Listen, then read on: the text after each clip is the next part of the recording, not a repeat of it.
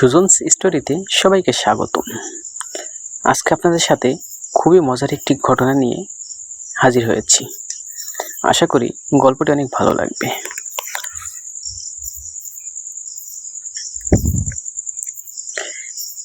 নিশীথ রাত, অমাবস্যার দিন, চারিদিকে ঘন অন্ধকার।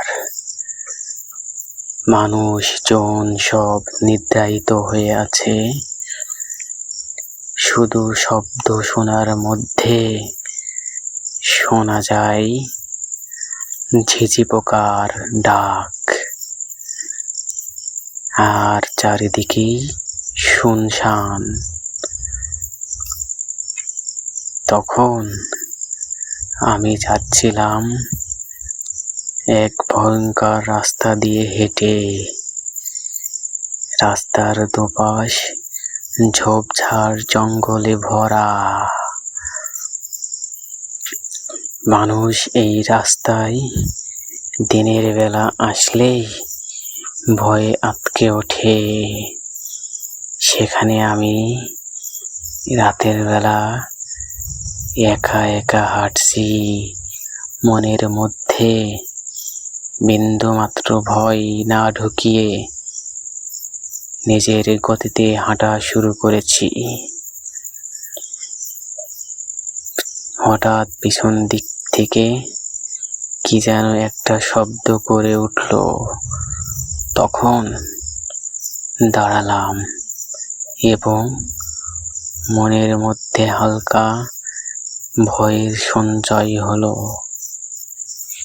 মনে হলো, কি হতে পারে এটা? এই নির্জন এলাকায় এখন আবার কিসের শব্দ?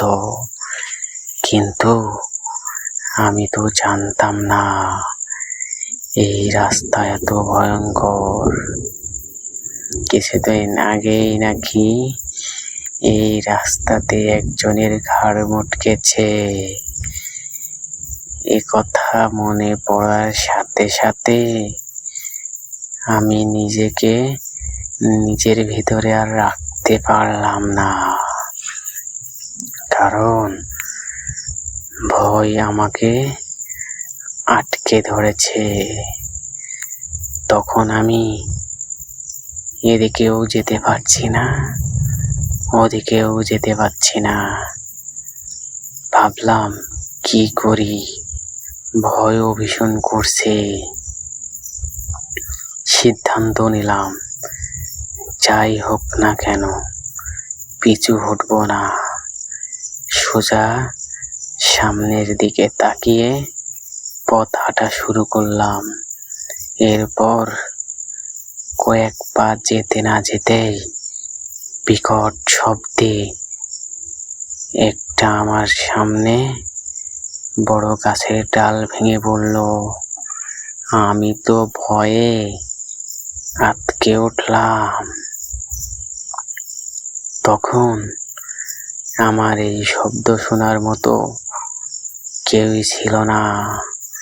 হঠাৎ গাছ থেকে শুনতে পাই, কিরে, তুই একা একা এই জঙ্গলের ভেতর দিয়ে কোথায় যাচ্ছিস? তখন আমি বললাম, আমি বড় বিপদে পড়েছি।